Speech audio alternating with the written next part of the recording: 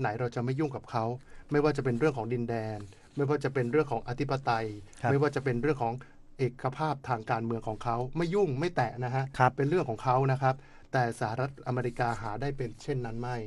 แม้สหรัฐอเมริกาเนี่ยจะพยายามบอกนานาชาติสันติสุขสันติภาพจำได้ไหมฮะเซ็นปฏิญญากัวลาลัมเปอร์ระหว่างไทยกับกัมพูชากับเขมรโดนัลด์ทรัมป์อยู่ตรงกลางสันติภาพนะจ๊ะยังมาเป็นตัวกลางอยู่เลยยังเป็นตัวกลางอยู่เลยนะครับผ่านไป2เดือนไปลุยประเทศนี้ซะแล้วนะฮะเวเนซุเอลาแต่ไม่ใช่ครั้งแรกของสหรัฐอเมริกาสหรัฐอเมริกาทำมาหลายครั้งแล้วหลังเหตุการณ์ในวันที่มีผู้บาดเจ็บเสียชีวิตในประเทศสหรัฐอเมริกาเป็นจำนวนมากตึก World Trade Center ถล่มจากการที่ผู้ก่อการร้ายนำเครื่องบินเนี่ยชนตึก World Trade Center ถล่มลงมาเนี่ยในช่วงของปี 2000 ฟังการส่งกระจายเสียงจากสถานีวิทยุกระจายเสียงแห่งประเทศไทยจังหวัดลำพูนสำนักประชาสัมพันธ์เขต 3 กรมประชาสัมพันธ์กระจายเสียงในระบบ FM Stereo Multiplex ความถี่ 95 เมกะเฮิรตซ์ จากอาคารเลขที่ 113 หมู่ที่ 10 ตำบลบ้านกลางอำเภอเมืองจังหวัดลำพูนจากนี้ไปสถานีร่วมกับสำนักงานคณะกรรมการการเลือกตั้งประจำจังหวัดลำพูนเสนอรายการร่วมพัฒนาประชาธิปไตยกับกกต.ลำพูนค่ะ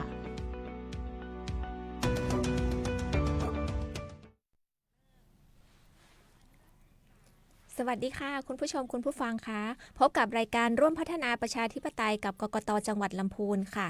วันนี้เจอกันวันอังคารนะคะที่6 มกราคม 2569 ค่ะดิฉันณัฐนิต ดีนุค่ะผู้ดำเนินรายการแล้วก็แขกรับเชิญของเราวันนี้นะคะท่านศักดาสกุลโกศลรองผู้อำนวยการสำนักงานคณะกรรมการการเลือกตั้งประจำจังหวัดลำพูนค่ะสวัสดีค่ะค่ะวันนี้เราแขกรับเชิญของเราเป็นผู้มีประสบการณ์มีความรู้นะคะที่เป็นคนหนึ่งในสำนักงานกกต.ลำพูนของเราที่ถือว่ามีความรู้มากๆคนหนึ่งค่ะสำหรับภารกิจของเราในช่วงนี้หนักหนาสาหัสพอสมควรค่ะท่านรองคะเยอะแยะมากมายไกลกองเริ่มจากที่จะใกล้เข้ามาทุกทีก็คือวันอาทิตย์นี้นะคะ11 มกราคม 2569 ค่ะเรื่องของการเลือกตั้งสมาชิก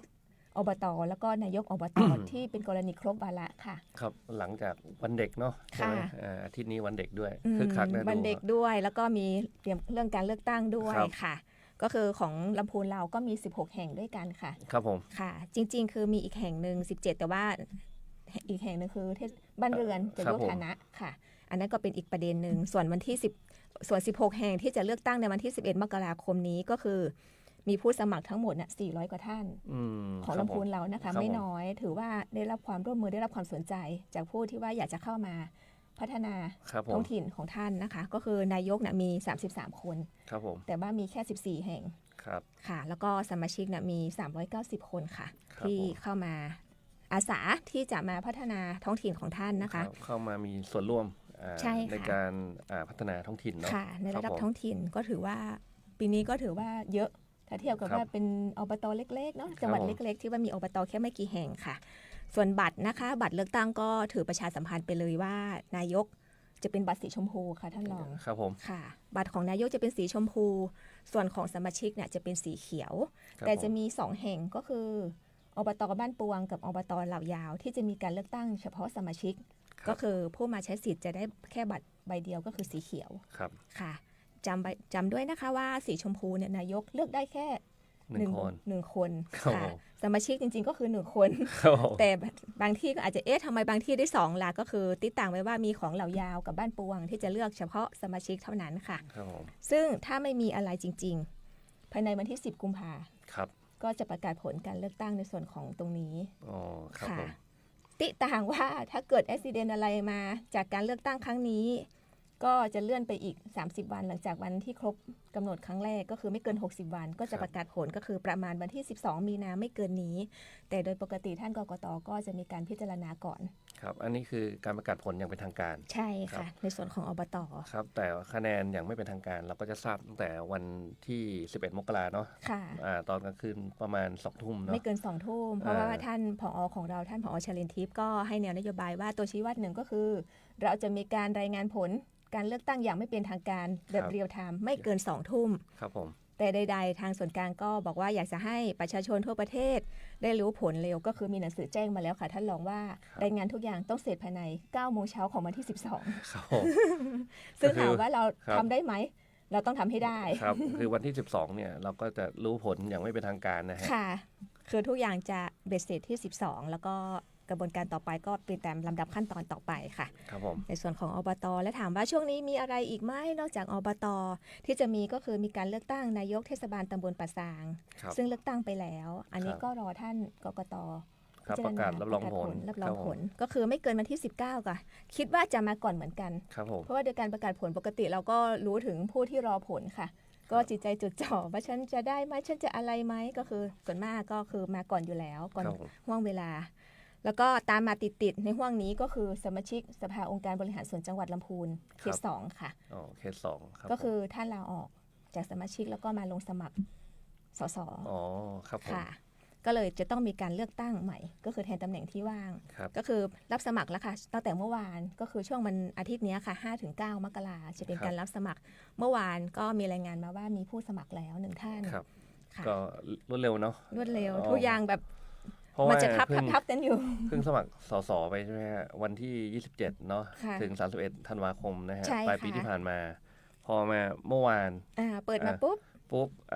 ก็มีการสมัครสจนะฮะ ค่ะ คนที่ลาออกมาสมัครสส ใช่ค่ะ โอ้โหเร็วมากฮะ ใช่ นะ ค่ะ ปลายปีกับต้นปี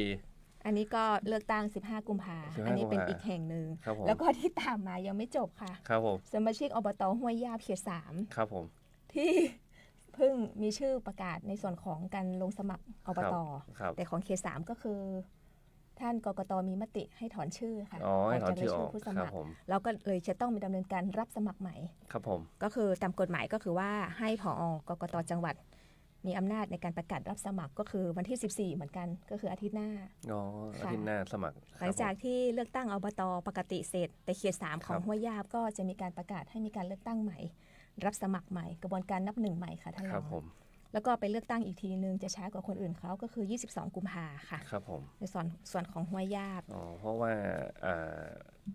ติดลักษณะต้องห้ามเนาะ ใช่ค่ะ อันนี้ ก็คื ต้องตรวจสอบให้ดีนะฮะคนที่สนใจที่จะมาเป็นตัวแทนเนาะ ค่ะ ก็ควรจะต้องตรวจสอบคุณสมบัติและลักษณะต้องห้ามเนาะ อ่า อ่า ในเบื้องต้นตัวเองเนาะต้องรู้ว่า ต้องรู้ ตัวเ ว่าครับผม อะไรยังไงติดตรงไหนหรือเปล่าถ้าไม่แน่ใจจริง ๆ เราประชาสัมพันธ์ตลอดว่า ถ้า ครับ ท่านไม่ชัวร์อะไรตรงไหนเนี่ยท่านเข้ามาหาเราได้โทรมาหา ครับ เราได้ หรือว่ามาที่สำนักงานกกตลำพูนได้เลย ครับผม ค่ะ แล้วก็จะมีนักกฎหมายมือกฎหมายต่างๆ ที่ให้คำแนะนำตรงนี้ได้ ครับ เพราะว่าถ้ามีเรื่องมีราวเกิดขึ้นแบบนี้ไม่ได้จบแค่ว่าท่านถอนชื่อใช่ไหมคะ ค ท่า รับ นร ผ อง ม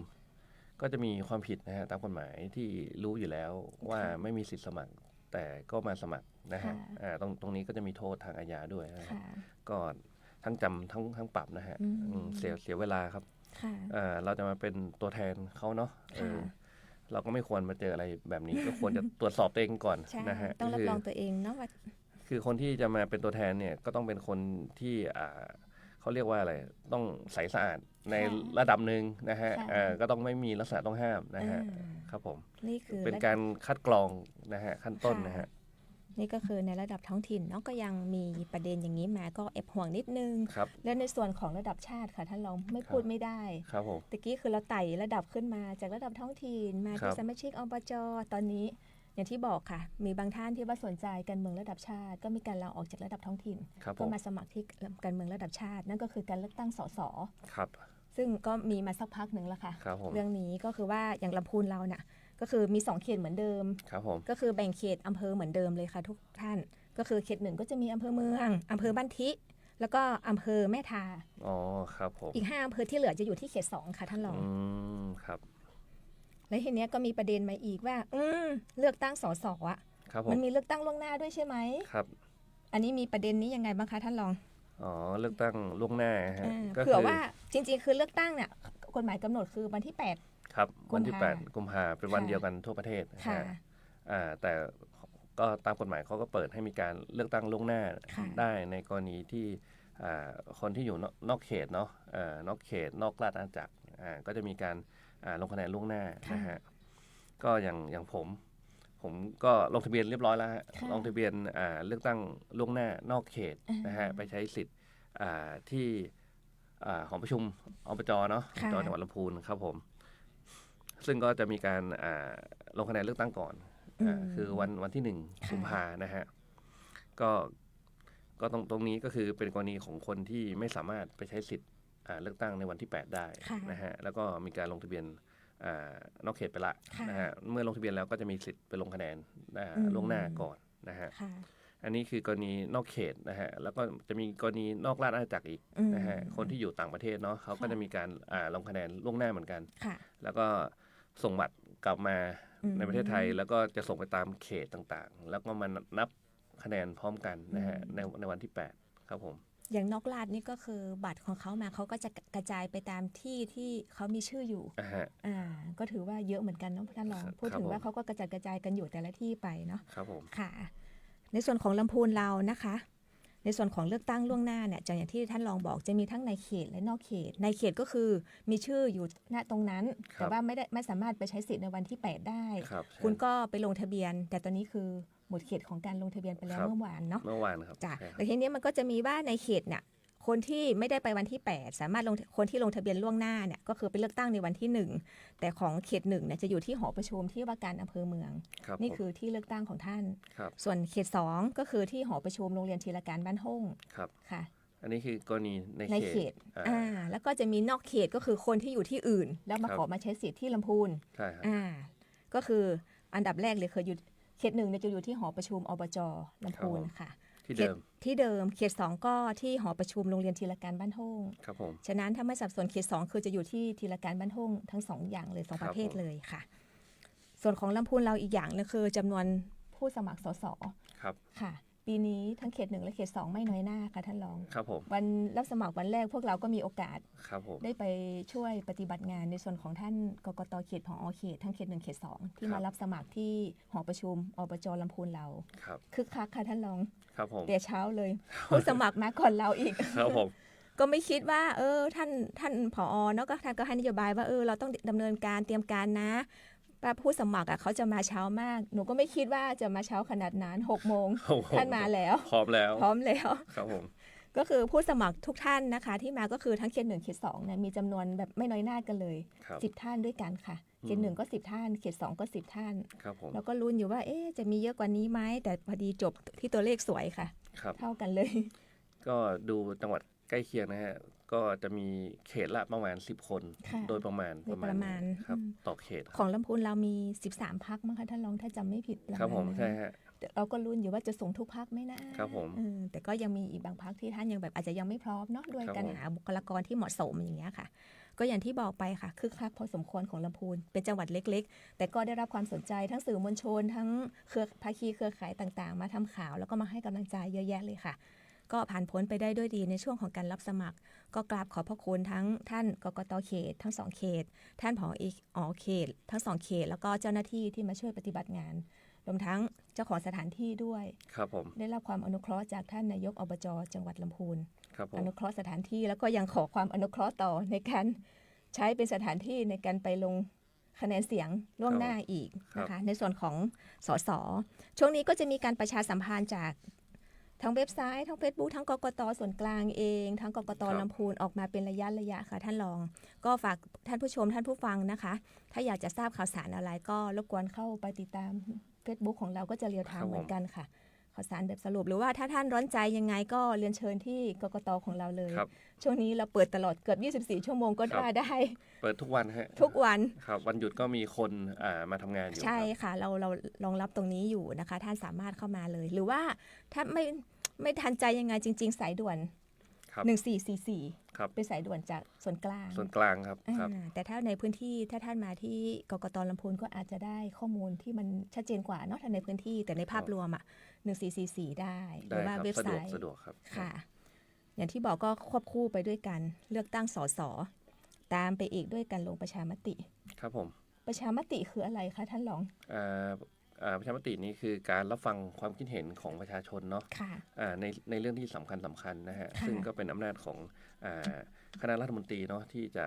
ประกาศให้มีการลงประชามติซึ่งการลงประชามติรอบนี้ก็จะเป็นวันเดียวกับวันที่เลือกตั้งเนาะวันที่8ใช่ไหมเป็นวันเดียวกันคือปกติจะแยกกัน เป็นแยกกันคนละวันเพราะว่าเป็นกฎหมายคนละฉบับกระบวนการก็จะแตกต่างกันนิดนึงนะฮะแต่รอบนี้เขาต้องการให้เป็นวันเดียวกันนะฮะเพื่อความสะดวกของพี่น้องประชาชนนะฮะก็จะถือว่าเป็นครั้งแรกนะฮะที่จัดพร้อมกันในการเลือกตั้งสสกับการลงประชามตินะฮะซึ่งการลงประชามติรอบนี้ก็จะมีประเด็นเดียวนะฮะประเด็นว่าเห็นชอบที่จะแก้ไขรัฐธรรมนูญหรือไม่อย่างไรใช่ไหมฮะหรือไม่คือมันก็จะมีแบบเห็นชอบกับไม่เห็นชอบสองอย่างนะฮะหรือไม่แสดงความคิดเห็นก็ได้นะฮะก็จะเป็นอีกหนึ่งทางเลือกนะฮะแต่ใดๆคือประชามติไม่มีการลงคะแนนออกเสียงล่วงหน้าก็คือทำวันเดียวคือวันที่8ครับพอดีจะงงกันอยู่ว่าอย่างเราอย่างเงี้ยค่ะเราลงใช้สิทธิ์ออกของสสเนี่ยเรามาคือเราใช้สิทธิ์วันที่1เสร็จปุ๊บที่ต่างว่าวันที่8เราก็ต้องไปอีกรอบนึงเราไม่ได้ว่าจบแค่วันที่1ใช่ไหมคะท่านรองในส่วนของบุคคลกลุ่มนี้ต้องไป2 วันผมต้องไปลงคะแนนเลือกตั้งล่วงหน้านอกเขตเนาะในวันที่1ฮะแล้ววันที่8เนี่ยผมก็ต้องไปออกเสียงประชามติอีกครั้งหนึ่งครับผมเพราะว่าไอ้ลงคะแนนเลือกตั้งล่วงหน้านอกเขตเนี่ยเขาต้องส่งบัตรไปที่เขตของเรานะฮะคือผมอยู่ลำพูนแต่ว่าเขตเลือกตั้งผมอยู่ที่น่านดังนั้นบัตรเลือกตั้งผมต้องส่งไปที่น่านนะฮะไปที่น่านเขต1เพื่อเอาไปนับรวมในวันที่8นะฮะแต่การทำประชามติเนี่ยไม่จำเป็นต้องส่งไปที่จังหวัดน่านนะฮะก็สามารถแบบนับคะแนนประชามติได้เลยนะฮะแต่เพราะว่าก็สับสนกันว่าลงทะเบียนฉันไม่ว่างวันที่8ไงก็บอกแล้วว่าไม่ว่างฉันไปวันที่1ปุ๊บวันที่8ฉันจะทำยังไงล่ะกรณีของประชามติถ้าท่านไม่สามารถไปได้ท่านก็สามารถที่จะแจ้งเหมือนคล้ายๆสสเลยเนาะท่านรองเนาะว่าเราก็สามารถที่จะแจ้งเหตุกรณีที่ไม่สามารถไปได้เพราะว่าอาจจะมีหลายๆท่านที่บอกว่าติดจริงๆวันที่8ไงถึงยื่นเลือกตั้งล่วงหน้าไปแล้วก็สามารถแจ้งเหตุได้ก็คือแจ้งเหตุหลังจากที่มีการประกาศรายชื่อผู้มีสิทธิ์ออกเสียงก็คือแจ้งได้ตั้งแต่วันที่14 มกราถึง7 กุมภาค่ะห่วงหนึ่งแล้วก็หลังวันออกเสียงก็คือวันออกเสียงวันที่8พร้อมกันทั่วประเทศก็แจ้งได้อีก7 วันก็คือตั้งแต่วันที่9ถึง15 กุมภาค่ะในส่วนของการออกเสียงก็จะงงๆนิดนึงแต่ก็ทำความเข้าใจไปด้วยกันนะคะเพราะว่าอย่างที่ท่านรองเกริ่นไว้ค่ะไม่เคยมีปรากฏการณ์นี้มาก่อนที่เลือกตั้งสสซ้อนอยู่กับประชามติครับผมก็เลยจะงงๆกันนิดนึงเพราะว่าทุกทีเราจะทำทีละประเด็นทีละเรื่องทีละอย่างไปเนาะแต่ตอนนี้ก็อาจจะมีมาพร้อมๆกันเลยมีเป็นความรู้อีกนิดนึงค่ะประชามติถือเขตจังหวัดเป็นเขตเลือกตั้งใช่ไหมคะครับเป็นเขตลงประชามติเนาะประมาณนั้นจะไม่เหมือนสสอย่างที่บอกว่าลำพูนสสเราแบ่งเป็น2 เขต1กับเขต2พอประชามติปุ๊บมันรวมกรณีที่ต่างว่าอย่างทีมอยากจะมาใช้สิทธิ์วันที่8แต่นอกเขตเนี่ยในลำพูนไม่สามารถใช้ได้ถึงแม้เราจะมีชื่อตอนสสอยู่เขต2ฉะนั้นทีมต้องไปลงชื่อที่เชียงใหม่หรือจังหวัดใกล้เคียงเท่านั้นเมื่อวานก็สับสนกันเรื่องนี้อยู่พอสมควรค่ะก็มีประชาชนท่านเข้ามาเหมือนกันท่านก็เราก็ไปกับท่านแต่ตอนนี้ก็เคลียร์กันแล้วค่ะเข้าใจกันแล้วว่านะจะต้องมีการลงประชามติแค่วันที่8เท่านั้นแล้วก็จะต้องไปตามที่ท่านมีชื่ออยู่แต่ว่าถ้าเป็นนอกเขตจริงๆก็คือจะเป็นนอกจังหวัดไปเลยถ้าโดยความเข้าใจของคนทั่วไปเนาะตอนนี้สถิติคนที่ลงชื่อข้อมูลยังไม่เป็นทางการนะคะเป็นยังไงบ้างครับเกือบ600,000 ท่านเกือบ600,000 คนแต่อาจจะมีมากกว่านี้เพราะว่านี่คือต้องรอรวมสรุปคือถึงเมื่อวานค่ะแล้วก็วันนี้ตัวเลขก็คือน่าจะชัดเจนก็คือวันนี้แต่เมื่อวานที่ได้ข้อมูลมาก็คือประมาณ600,000ครับผมค่ะนี่คือในส่วนของประชามติครับก็ถือว่าประชาชนก็ให้ความสนใจพอสมควรในส่วนของบัตรการออกเสียงประชามตินะคะก็จะมีอย่างที่ท่านบอกว่าประเด็นแรกที่จะถามก็คือท่านเห็นชอบว่าสมควรจะมีรัฐธรรมนูญฉบับใหม่หรือไม่คำถามประมาณนี้ค่ะแล้วก็จะมีช่องให้เลือกน่ะจริงๆคือมี3 ช่องก็คือถ้าท่านเห็นชอบท่านก็กาในช่องที่เห็นชอบถ้าท่านบอกว่าไม่จำเป็นต้องมีแล้วแหละใช้ตัวนี้แหละฉบับนี้แหละดีแล้วท่านก็กาในช่องไม่เห็นชอบแต่ถ้าท่านว่ายังไงดีล่ะไม่ประสงค์ที่จะไม่อยากแสดงความคิดเห็นเรื่องนี้เลยท่านก็การในช่องที่ไม่แสดงความคิดเห็นครับค่ะตอนนี้ก็ยังมีเวลานะฮะเพราะว่าจะมีเอกสารนะฮะช่วงนี้ก็จะมีการประชาสัมพันธ์เรื่องของการทำประชามติว่า ดีอย่างไร ค่ะ ไม่ดีอย่างไรอะไรอย่างเงี้ยฮะจะมีเวลาอยู่ช่วงนี้สามารถติดตามได้ในหลายๆสื่อนะฮะ ค่ะ ในส่วนของกกตเราเองก็มีมาเรื่อย ครับผม ๆค่ะจะมีทั้งสสแล้วก็ประชามติออกไปพร้อมๆกันในช่วงนี้นะคะ ครับใน ค่ะ ในหน้าเว็บของสำนักงานเราก็มี ค่ะ มีอยู่ฮะสามารถไปดาวน์โหลดได้ ค่ะ ครับ ก็ศึกษาไปพร้อมๆกันในส่วนของผู้ดำเนินผู้ปฏิบัติงานเองก็ต้องศึกษาเหมือนกันเพราะว่าอย่างที่บอกท่านรองบอกว่าเป็นกฎหมายคนละตัว ครับผม ก็เลยจะต้องควบคู่กันไปด้วย อาจจะมีมึนๆนิดนึงแต่ก็ทำความเข้าใจไปพร้อมๆกันได้ค่ะ ในส่วนนี้ ตอนนี้ก็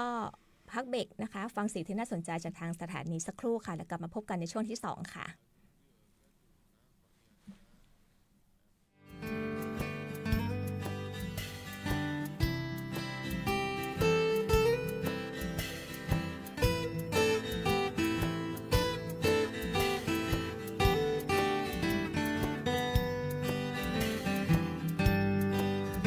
ม่วนใจม่วนอกม่วนใจหาริปุ่นใจม่วนใจละปูเมืองเก่าห่มใต้ใบบุญ เมืองนี้มีน้ำละปูนลำพูนเก่าเนานานปัง300 ปีไปหนุ่มเหล่าสาวงามรองเรืองเมืองเหนือกระเดืองเลื่องล้ำลำใหญ่ บอกไกลบอกไกลเจียงใหม่ สงบห่มเย็นเป็นไปอาริพุนชัยนี่ไงละปูแอวงานส่งน้ำพระธาตุไปวัดพระบาทตากผ้าทำบุญ น้ำตกก็เมืองลีละปูเจ้าแม่จามเทวีที่เถิดทูลไว้สาครูบาเจ้าตนบุญครูบาศรีวิจัย เป็นดีใครชวนน้องไป ไปเตอะไปแอวไปซอกจิ้มลำใหญ่ พระรอดคลังพระฝ้ายงามน้ำพวงใส เจ้าละปูนพร้อมต้อนรับด้วยน้ำใจ มาเร็วไวมาม่วนใจละปู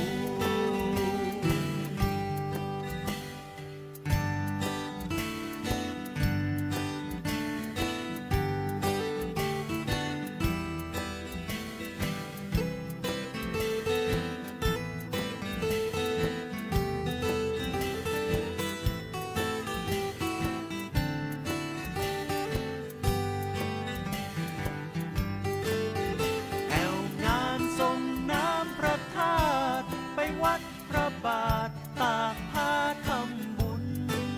น้ำตกก็เมืองลีละปูน เจ้าแม่จามเทวีที่เถิดทูลไว้สาครูบาเจ้าตนบุญครูบาศรีวิจัย เป็นดีให้จวนน้องไป ไปเตะไปแอวไปซอกจิ้มลำใหญ่ พระรอดคลังพระฝ้ายงามน้ำพวงใส เจ้าละปูนพร้อมต้อนรับด้วยน้ำใจ มาเร็วไวมาม่วนใจละปูน มาเร็วไวมาม่วนใจละปูน มาเร็วไวมาเป็นขวัญใจคนละปูน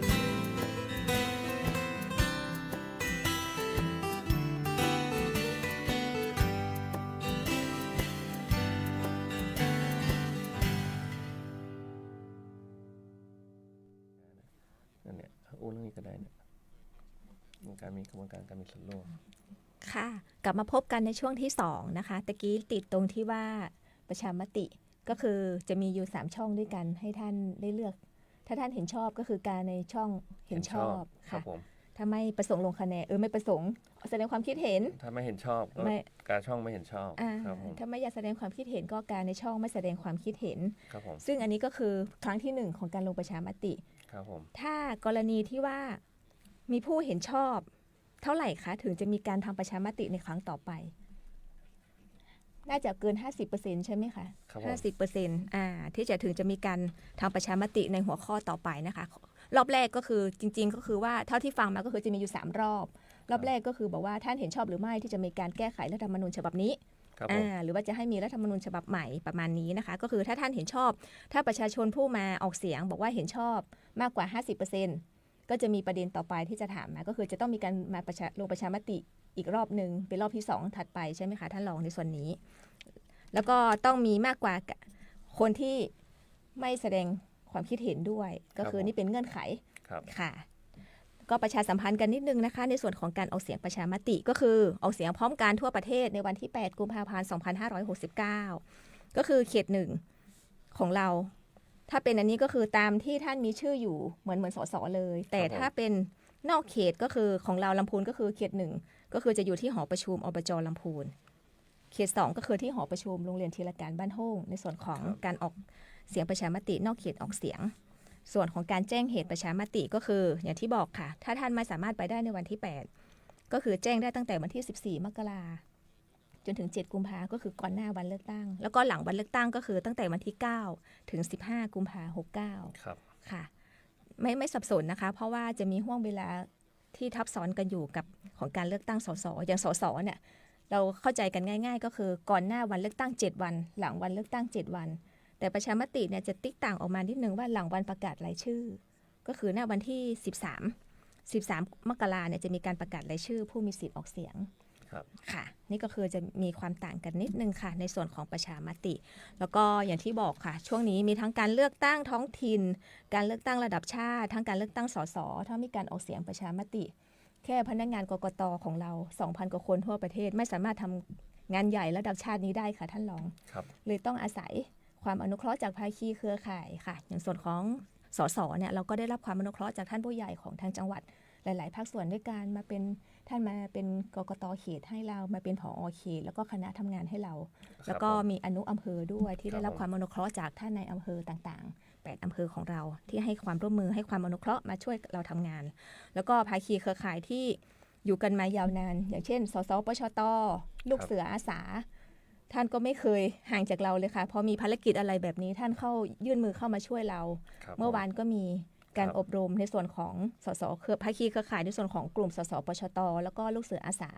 ที่น้องๆจะไปปฏิบัติงานหน้าหน่วยในการเลือกตั้งอบต.ไปช่วยอำนวยความสะดวกนะ ใช่ค่ะครับผมอาทิตย์ก่อนเราก็มีค่ะช่วงกำนันผู้ใหญ่บ้านอะไรอย่างเงี้ย ครับ 200 กว่าคนเราเชิญท่านประมาณ200แต่ท่านมาให้ความร่วมมือกับเราให้ความอนุเคราะห์มาร่วมงานเกินคาดค่ะอาทิตย์ก่อนก็เกินความคาดหมายว่ามีผู้ให้ความสนใจให้ความร่วมมือในการจะเข้ามาเป็นภาคีเครือข่ายของเราเยอะเกินเป้าที่เราตั้งไว้ค่ะ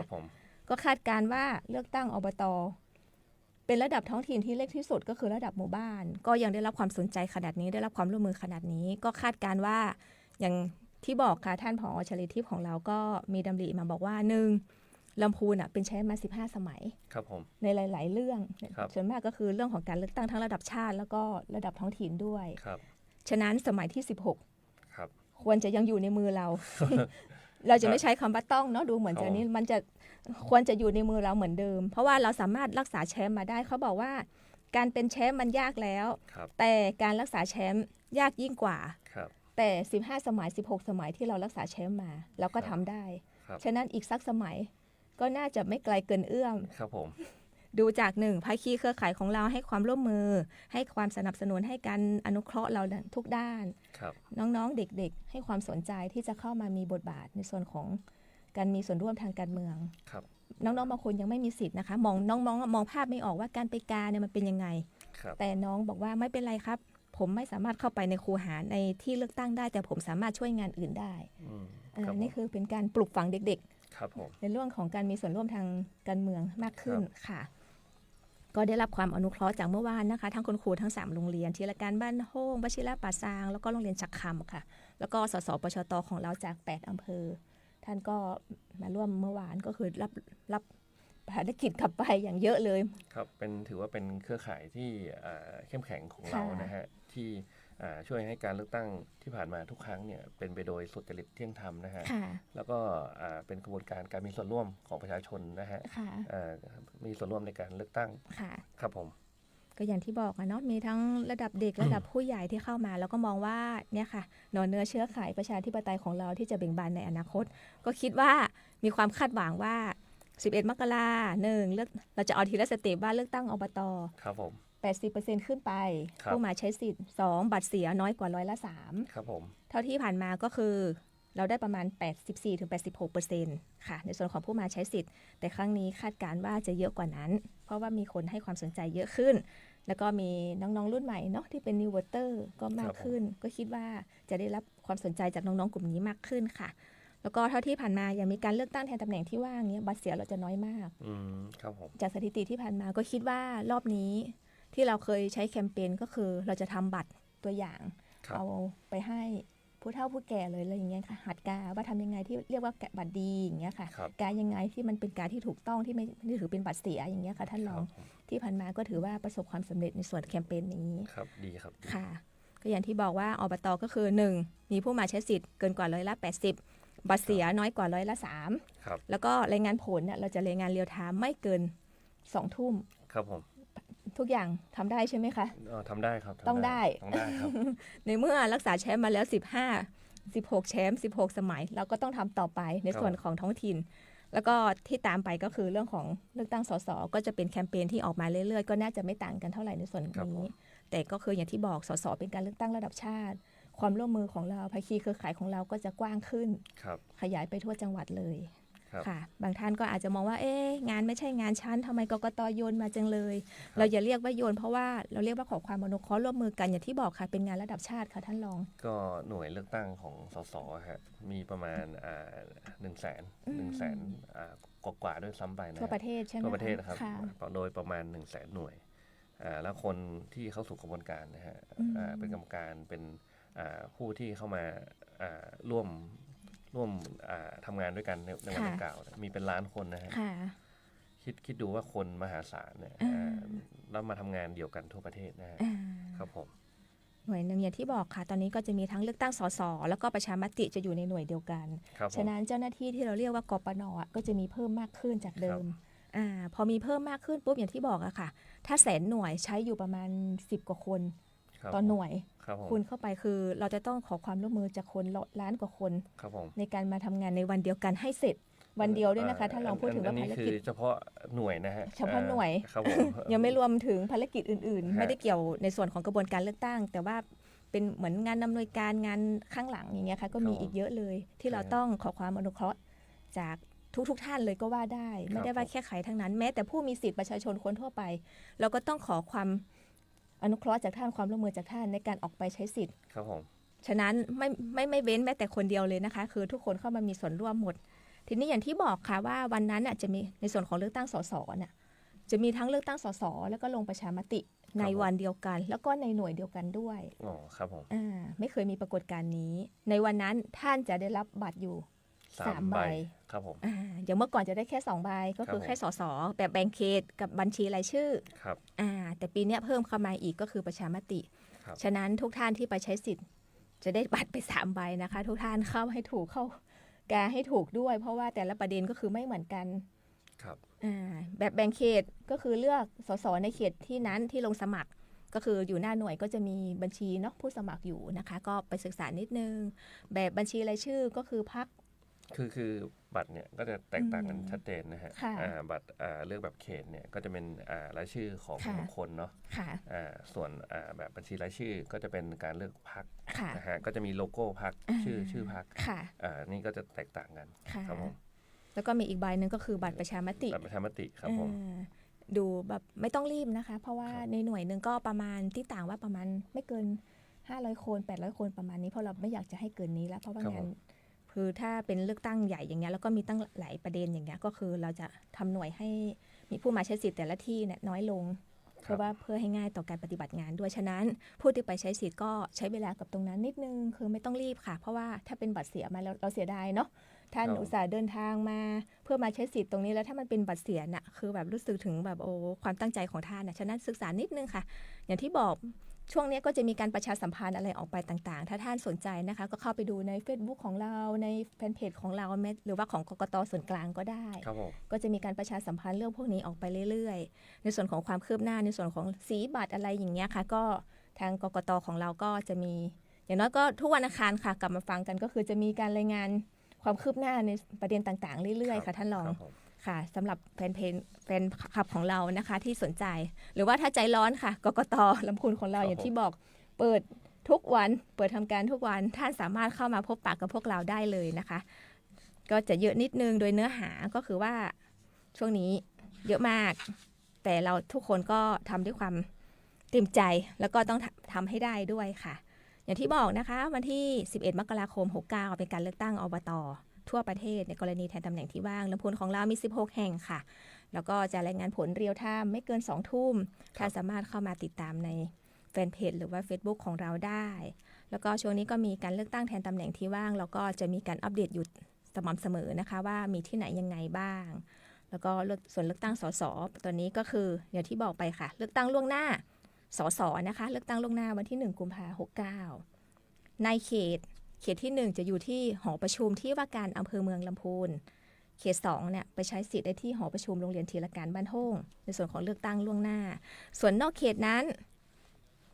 ที่แรกก็คือหอประชุมอบจ.ลำพูนค่ะแล้วก็ที่2ก็คือที่โรงเรียนธีรการบ้านห้งในส่วนของเลือกตั้งสสส่วนของการลงประชามติจะมีอยู่2ที่ด้วยกันก็คือ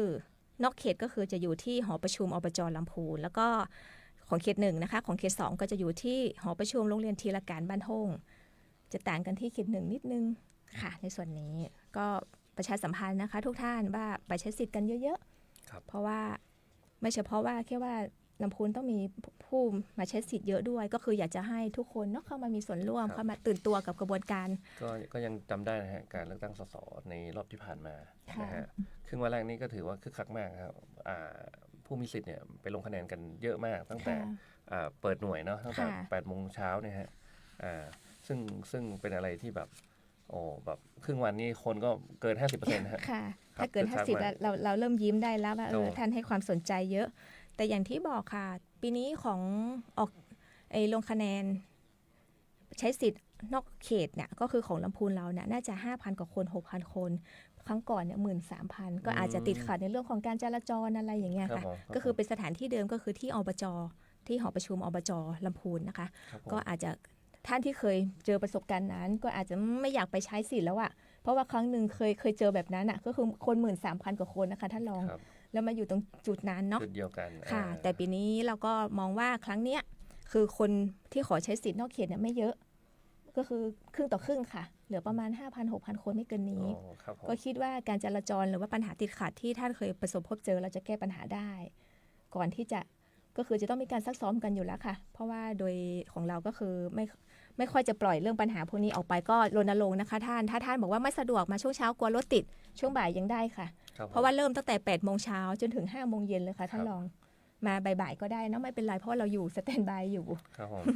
ฉะนั้นก็ประชาสัมพันธ์นะคะให้ทุกท่านนะคะมาใช้สิทธิ์กันเยอะๆค่ะแต่กรณีที่จะบอกว่าอ้าวไปลงคะแนนลงไปแล้วว่าไปใช้สิทธิ์วันที่1แต่ไม่ได้มาวันที่8ในส่วนของสสกลับไปใช้สิทธิ์ที่เดิมได้ใช่ไหมคะท่านรองได้ไหมคะ ได้อยู่ใช่ไหมคะแล้วก็แต่ว่าใดๆถ้าไม่ได้ไปล่ะทำยังไงไม่ได้ไปจริงๆก็คืออย่างที่บอกค่ะกฎหมายก็เปิดอีกให้แจ้งเหตุก่อนก็คือแจ้งเหตุการไม่ไปใช้สิทธิ์ก็คือก่อนวันเลือกตั้งเราวันเลือกตั้งของเราคือวันที่8 กุมภาพันธ์นะคะก็คือถ้าสามารถแจ้งก่อนได้7 วันถ้าถึงวันนั้นท่านรู้ว่าท่านไม่ได้ไปจริงๆหรือว่าวันที่7หรือวันที่8เนี่ยตั้งใจแล้วว่าจะไปมันเกิดอุบัติเหตุจริงๆไม่ได้ไปไม่เป็นไรค่ะหลังจากวันที่8อีก7 วัน9 ถึง 15ท่านแจ้งเหตุได้ง่ายๆเลยค่ะยกมือถือขึ้นมาสมาร์ทโหวตครับผมแจ้งเหตุแอปสมาร์ทโหวตใช่ค่ะใช้ได้ทุกอย่างเลยในนั้นนะคะก็คือกฎหมายยังเปิดให้อยู่เพราะอะไรเพราะการที่ท่านไม่ไปใช้สิทธิ์แล้วท่านไม่แจ้งเหตุเสียสิทธิ์เยอะแยะไปหมดเลยโดยเฉพาะการเลือกตั้งใหญ่แบบนี้ค่ะท่านจะเสียสิทธิ์เยอะมากมายแล้วก็อีกอย่างหนึ่งพอเสียสิทธิ์ปุ๊บถามว่าเสียสิทธิ์ตรงนี้ทำให้ท่านอะไรนับ2 ปีเลยนะคะท่านรองครับผมก็คือแยกประเภทไปเลยอย่างอบต.ท่านไม่ไปแล้วก็ท่านดันไม่แจ้งเหตุอีกครับท่านก็จะเสียสิทธิ์นับตั้งแต่วันนั้นเลยจนถึงไปอีก2 ปีแล้วตีต่างว่าแล้วก็ฉันไปเลือกสสแล้วไงในส่วนของสสท่านไม่เสียสิทธิ์จริงแต่ส่วนของอบต.สิทธิ์ที่ท่านเสียไปนั่นนะมันก็จะยังคงอยู่อีก2 ปีคือแยกกันจะไม่ได้ลบล้างกันฉะนั้นนิดเดียวค่ะไม่ได้ไปเนี่ยเราไม่ว่าเพราะว่าเราถือว่าท่านให้ความร่วมมือเราแล้วในส่วนที่ว่าท่านตั้งใจจะไปแต่อาจจะไม่ได้ไปด้วยเหตุผลต่างๆนานา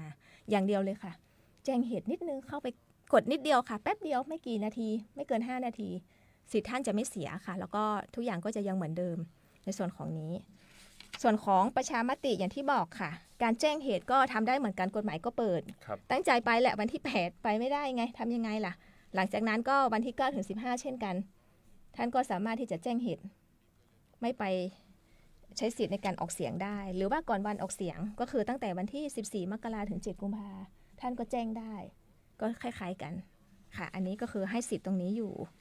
อย่างที่บอกนะคะว่าความแตกต่างนิดนึงในส่วนของสสมีการลงคะแนนเลือกตั้งล่วงหน้าก็คือวันที่1กุมภาทั้งในเขตเลือกตั้งและนอกเขตส่วนการออกเสียงประชามติไม่มีการออกเสียงล่วงหน้าก็คือออกเสียงพร้อมกันในวันที่8ฉะนั้นคนที่ลงทะเบียนวันที่7ก็จะต้องไปออกเสียงประชามติในวันที่8ด้วยส่วนท่านที่ไม่ทำอะไรก็คือว่ามีชื่ออยู่ตรงนี้ท่านก็คือไปวันที่8วันเดียวจบในส่วนของความแตกต่างตรงนี้นะคะซึ่งในส่วนของสสข้อมูลล่าสุดเท่าที่มีอยู่ก็คือว่ายังไม่เป็นทางการนะคะต้องรอการสรุปจากสำนักงานกกตส่วนกลางอีกทีหนึ่งทั่วประเทศเนี่ยล้านกว่าคนสำหรับการลงชื่อออกเสียงนอกเขตเลือกตั้งที่จะไปใช้สิทธิ์นอกเขตเลือกตั้งล้านกว่าคนก็ถือว่าเยอะพอสมควรให้กระจาย76จังหวัดก็โดยเฉพาะจังหวัดใหญ่ๆก็ต้องต้อนรับผู้มาใช้สิทธิ์ออกเสียงนอกเขตตรงนี้ค่ะจะเยอะหน่อยออกเสียงประมาณล้านกว่าคนเนี่ยเขาก็ต้องเตรียมบัตรนะฮะบัตรทั้ง3ใบให้กับคนจำนวน1ล้านคนนะฮะในส่วนนี้ก็และอย่างที่บอกนะคะถ้าผู้ไปใช้สิทธิ์เนาะอย่างที่บอก1ที่ท่านจะต้องพกไปด้วยก็คือบัตรประชาชนครับผมหรือว่าเอกสารที่ทางราชการใบขับขี่พาสปอร์ตที่มีชื่อแล้วก็มีเลขบัตรประจำตัว13หลักมีรูปถ่ายหน้าของท่านที่ปรากฏนะคะแล้วก็อีกอย่างหนึ่งก็คือแอปพลิเคชันไทยดีก็คือไม่ได้ว่าแคปหน้าจอไปนะคะคุณผู้ชมคุณผู้ฟังคะต้องเอามือถือไปด้วยแล้วก็ไปเปิดแอปเนี่ยต่อหน้าเจ้าหน้าที่แต่ใดๆคือพกบัตรประชาชนไปน่าจะง่ายสุดครับผมเพราะว่าบัตรประชาชนนั้นถึงแม้จะหมดอายุกฎหมายก็บอกว่าใช้ได้ค่ะเป็นบัตรเดียวนะคะที่หมดอายุแล้วสามารถไปแสดงตนได้ส่วนบัตรทางราชการอื่นก็คือต้องเป็นบัตรที่ไม่หมดอายุค่ะแล้วก็มีชื่อนามสกุลมีหน้าของเราติดอยู่ในบัตรนั้นรูปถ่ายของเราแล้วก็พร้อมกับเลขบัตร13ตัวของเรา13หลักของเรานะคะติดอยู่ที่บัตรด้วยก็คือใดๆคือพกไปเลยค่ะบัตรประชาชนใบเดียวน่าจะครอบคลุมที่สุดค่ะแล้วก็ถ้าไม่ได้จริงๆก็แอปไทยดีค่ะถือมือถือพกไปด้วยนะคะค่ะแต่แอปไทยดีเนี่ยอาจจะติดนิดนึงเผื่อเหลือเผื่อขาดว่าไปอยู่หน้าหน่วยต่างคนต่างใช้ใช่ไหมคะเปิดมาช้าหรืออะไรอย่างเงี้ยค่ะก็เป็นไปได้ก็พกบัตรประจำตัวประชาชนไปดีที่สุดค่ะในส่วนของการประชาสัมพันธ์นะคะอย่างที่บอกไปช่วงนี้มีเยอะแยะเลยของลำพูนเราก็ไม่น้อยหน้าของจังหวัดใหญ่ๆก็เป็นกำลังใจให้ทุกท่านค่ะทั้งพนักงานกกตของเราเองตั้งแต่ต้นปีที่แล้วเลือกตั้งอบจต่อด้วยเทศบาลแล้วก็มาต่ออบตแล้วก็ปีนี้ความคาบปีมาถึงคาบเกี่ยวมาจนถึงปีนี้เลยค่ะท่านรองสสและประชามติทุกคนก็อ่อมพอสมควรแต่ทุกคนก็ทำนะคะไม่ใช่ไม่ทำเพราะว่าถึงแม้ว่าจะอ่อมแค่ไหนแต่เรากกตทุกคนก็เชื่อว่าการทำงานระดับชาติก็คือมีความสำคัญในขณะเดียวกันที่อยู่ในมือเราตอนนี้ก็คือระดับท้องถิ่นแล้วก็ไม่ปล่อยปละละเลยนะคะทุกอย่างให้ความสำคัญไปพร้อมๆกันรวมถึงภาคีเครือข่ายของเราที่ให้ความร่วมมือกับเราทุกท่านอาจจะมีการอันนี้นิดนึงเพราะว่าอย่างที่บอกค่ะมันมีการเลือกตั้งหลายอย่างเข้ามาการประสานงานอะไรอย่างนี้อาจจะติดตรงนั้นตรงนี้ปัญหานิดหน่อยเพราะว่าการทำงานกับคนกลุ่มมากอะค่ะก็จะมีปัญหาพวกนี้เกิดขึ้นอยู่แล้วแต่ว่าเราเชื่อว่าเราจะได้รับความร่วมมือจากทุกท่านและเราจะผ่านช่วงนี้แล้วเราก็จะทำภารกิจของเราให้สำเร็จโดยที่เราจะเป็นแชมป์ครับผม คาดหวังว่าแล้วก็ขอความร่วมมือจากทุกท่านนะคะแล้วก็ขอความขอบคุณจากทุกภาคีเครือข่ายที่ให้ความร่วมมือของเราแล้วก็คาดหวังว่าเราจะได้รับความร่วมมือจากทุกๆหน่วยงานเป็นอย่างดีในโอกาสต่อไปด้วยช่วงนี้ก็จะเริ่มได้ยินการหาเสียงเนาะช่วงนี้จะมีรถหาเสียงมีอะไรประมาณนี้ฮะผู้สมัครเขาก็เริ่มหาเสียงแล้วอันนี้คือกรณีสแบบแบ่งเขตเนาะช่วงนี้เราก็รับฟังนโยบายของผู้สมัครว่าแต่ละพรรคมีนโยบายอย่างไรบ้างนะฮะ พอถึงวันเลือกตั้งจริงๆเราจะได้แบบไปกาทุกคนรับฟังตลอดเลยพรรคนี้แน่นอนคนนี้แน่นอนมีเวลาศึกษาเนาะมีเวลาตอนนี้แล้วก็เดี๋ยววันพุธเนี่ยค่ะทางกกต.ของเราก็จะมีการจัดโครงการสมานฉันท์ครับผมก็คือสำหรับผู้สมัครสสผู้สมัครสสพร้อมกับผู้ติดตามหรือว่าเจ้าหน้าที่ที่เกี่ยวข้องกับท่านใช่ไหมคะก็จะมาเจอกันที่แก่นป่าในวันพุธนี้ก็จะมีในเรื่องของระเบียบกฎหมายนะฮะเกี่ยวกับการเลือกตั้งว่าทำยังไงไม่ให้ผิดกฎหมายเลือกตั้งนะฮะประมาณนั้นฮะแล้วก็มีการแข่งขันกันอย่างเป็นธรรมสมานฉันท์นะฮะอย่างชื่อของการก็คือสมานฉันท์ก็คือแข่งขันกันอยู่ในบทกฎหมายอยู่ในกฎหมายที่กฎหมายกำหนดนะคะเพราะว่าเชื่อเหลือเกินว่าสำหรับผู้ที่ลงสมัครระดับชาติแบบนี้ค่ะ1ท่านมีความรู้ในระดับหนึ่งละ2ท่านมีความพร้อม ที่จะเข้ามาพัฒนาประเทศฉะนั้นสิ่งที่ตามมาก็คือเราจะต่อสู้แข่งขันกันยังไงให้อยู่ในกฎหมายนี่ก็คือเป็นกระบวนการหนึ่งที่เป็นจุดเริ่มต้นว่าสิ่งไหนที่ท่านทำได้ทำไม่ได้และสิ่งไหนที่ท่านควรจะทำได้บ้างก็จะมีการอันนี้แล้วก็รวมไปจนถึงว่าเลือกตั้งเสร็จไม่ได้จบแค่วันประกาศผลท่านจะต้องมายื่นบัญชีค่าใช้จ่ายตัวนี้ก็สำคัญเหมือนกันเพราะว่ากฎหมายที่ตามมาถ้าท่านไม่ยื่นหรือว่ายื่นไม่ครบหรืออะไรอย่างเงี้ยก็มีโทษเหมือนกันมีโทษเยอะเหมือนกันตามมาเป็นกระบวนเลยค่ะฉะนั้นก็คือวันพุธนี้นะคะก็จะมีการจัดโครงการเชิงสมานฉันท์สำหรับผู้ที่สมัครสสในส่วนของสสพร้อมกับเจ้าหน้าที่ที่เกี่ยวข้องก็ประชาสัมพันธ์ตรงนี้เลยว่าสำหรับผู้สมัครทุกท่านคิดว่ามาครบนะคะท่านรองคิดว่าจะให้ความร่วมมือเพราะว่ามาครบครับเพราะว่าเป็นผลประโยชน์เป็นประโยชน์ต่อตัวท่านเองเนาะแล้วก็ส่วนของเจ้าหน้าที่ที่ผู้ดำเนินงานของท่านกลุ่มทีมงานของท่านอย่างเงี้ยค่ะก็จะมารับรู้ด้วยว่าสิ่งไหนทำได้ไม่ได้ยังไงในส่วนของวันพุธส่วนความคืบหน้าจะเป็นประการใดเดี๋ยวเราก็จะรายงานให้ท่านทราบในทุกๆวันอังคารนะคะแล้วก็ใน Facebook สำนักงานกกต.ลำพูนเพจต่างๆก็จะมีการประชาสัมพันธ์เรื่อยๆในส่วนของการทำงานของกกต.ของเราว่าช่วงนี้มีเรื่องอะไรโครงการอะไรผลการเป็นประการใดอย่างเงี้ยค่ะก็ฝากติดตามด้วยแล้วก็ที่สำคัญก็กลับมาพบกับเราในทุกๆวันอังคารถ้าทางสถานีวิทยุนะคะทุกๆวันอังคารหลังเคารพธงชาติ 8 นาฬิกาถึง 9 นาฬิกาโดยประมาณสำหรับวันนี้ก็เรา2คนนะคะก็ขอลาท่านผู้ชมท่านผู้ฟังไปเพียงเท่านี้ก่อนนะคะกลับมาพบกันทุกๆวันอังคารค่ะหลังเคารพธงชาติสำหรับวันนี้สวัสดีค่ะสวัสดีครับ